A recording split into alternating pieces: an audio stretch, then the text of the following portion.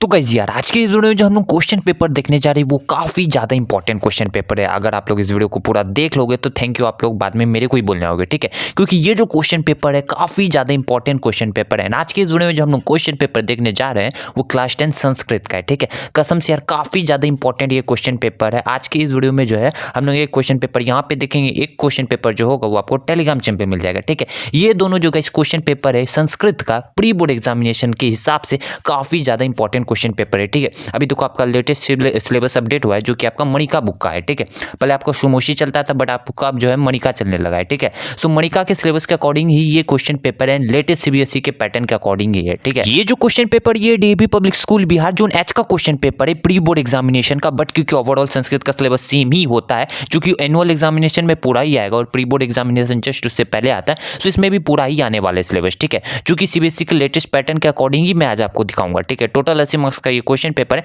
कैसा question paper आइए हम लोग देखते हैं, फटाक से यहाँ पे इंट्रो लगा दे, वीडियो को स्टार्ट करते हैं। So let's get started.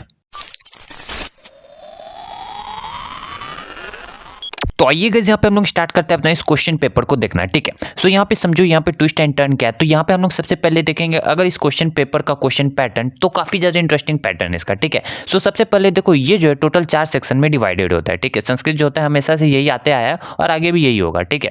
सो सबसे पहले हम लोग का खंड क आता है जो कि हम लोग का पठित बोधनम होता है, ठीक है, जो कि टोटल 10 मार्क्स में ही पूछा जाता है, ठीक है। सो ये जो 10 मार्क्स होता है आपको इजिली आपको गेन किया जा सकता है, बस थोड़ा सा दिमाग लाना होता है, पैराग्राफ पढ़ो और आंसर निकालो। इसमें क्या आसान होता है बताओ, इससे आसान आपसे पूछ क्या सकता है, ठीक है। तो ये जो होगा आपका खंड क हो जाएगा, ठीक है। उसके बाद हम लोग का खंड ख आएगा जो कि हम लोग का रचनात्मक कार्य होता है जो कि टोटल 15 मार्क्स में पूछा जाता है, ठीक है। अब देखो इसमें जो होता है आपको एक पत्र पूछा जाता है जो कि टोटल 10 मार्क्स का होता है एंड 5 मार्क्स में जो है आपको पिक्चर दे देगा, उससे जो होता है आपको वाक्य बनाना होता है, नहीं तो आप जो है निबंध भी लिख सकते हो, उसके लिए आपको हेल्पिंग वर्ड जो होता है वो दे दिया होता है, ठीक है।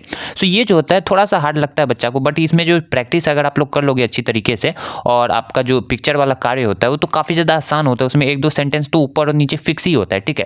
तो उसको बस आपको 1-2 दिन पहले प्रैक्टिस करना होगा, उसमें आपको एकदम फुल में फुल आ जाएगा, ठीक है। एंड जब आप लोग इसको भी पार कर लोगे तो आपके सामने तीसरा सेक्शन खंड ग आ जाता है जो कि बच्चे को सबसे ज्यादा डिफिकल्ट लगता है एंड ये जो होता है 25 मार्क्स में पूछा जाता है, ठीक है। अब क्योंकि यहाँ पे व्याकरण कार्य हो जाता है तो इसलिए बच्चे को थोड़ी सी डिफिकल्टी आती है क्योंकि वो स्टार्टिंग से पढ़ते नहीं है, ठीक है। लास्ट में जाके सोचते हैं कि हम लोग सब समझ जाए, तो ऐसा नहीं होता। अगर स्टार्टिंग से पढ़ोगे तो संस्कृत काफी ज्यादा आसान है एंड हाई स्कोरिंग सब्जेक्ट आपका ये बन सकता है, ठीक है।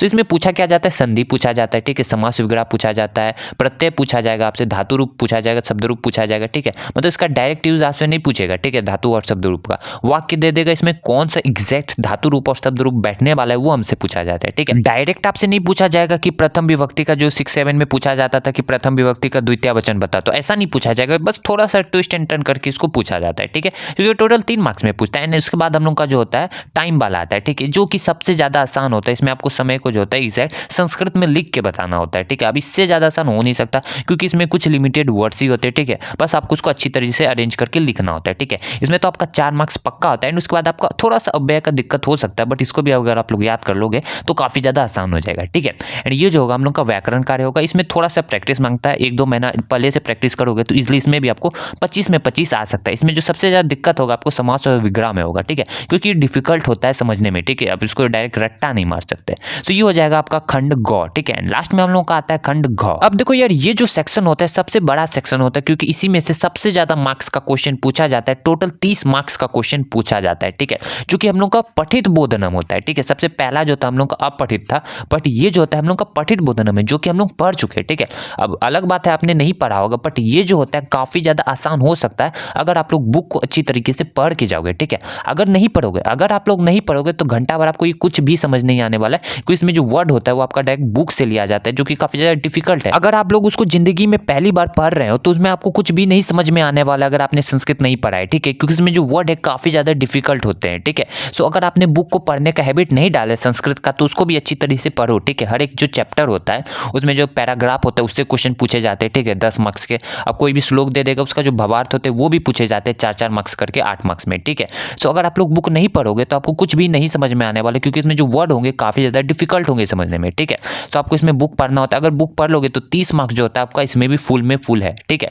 एंड इसके बाद जो होगा आपका एक अरेंज द सेंटेंस करके आता है जो कि क्रम से लिखना होता है, ठीक है। तो क्रम से लिखने वाला जो होता है वो भी आपको काफ़ी ज़्यादा डिफिकल्ट लगने वाला, कुछ समझ में ही नहीं आएगा कौन सा पहले आने वाला कौन सा लास्ट में आने वाला। अगर आप लोग का हिंदी का होगा तो आप लोग उसमें चाह के भी लिख सकते हो, ठीक है, क्योंकि उसमें आपको वर्ड का पता चल पाएगा कि आखिर बोलना क्या चाह रहा है। बट इसमें जो होता है क्रम से लिखने वाला जो होता है काफ़ी ज़्यादा डिफिकल्ट हो जाएगा, क्योंकि आपको वाक्य ही नहीं समझ में आएगा तो आप लोग लिखोगे क्या, ठीक है। ये भी टोटल 4 मार्क्स में आता है। तो आप लोग को इसको अच्छी तरीके से पढ़ के जाना है, ठीक है। बुक को अच्छी तरीके से पढ़ोगे, 1-2 चैप्टर इंपॉर्टेंट होते हैं, ठीक है, जनरली उसी से हर साल पूछे जाते हैं। अगर आप लोग वो 2 चैप्टर पढ़ लोगे तो उसी से आपका जो होता है पठित बोधनम आ जाएगा, ठीक है। तो ये हो जाएगा आपका क्लास 10 संस्कृत का प्री बोर्ड एग्जामिनेशन का क्वेश्चन पेपर। मैंने आपको समझा दिया इसका क्वेश्चन पैटर्न कैसा आता है और इसमें कैसा क्वेश्चन पूछा जाता है, ठीक है। दोनों चीज मैंने आपको समझा दिया, होप सो कि समझ गए होगे, ठीक है। अगर आपको इसका सॉल्यूशन चाहिए तो टेलीग्राम चैनल को ज्वाइन कर लेना, वहाँ पे जो आपको इसका सॉल्यूशन मिल जाएगा, ठीक है। हम मिलता है उसकी नेक्स्ट वीडियो के अंदर किसी नए टॉपिक्स के साथ। या टिल देन अपना ख्याल रखना। इस वीडियो का जो गाइस लाइक टारगेट है उसको जो उसे पूरा कर देना, जो कि 150 लाइक का है, ठीक है।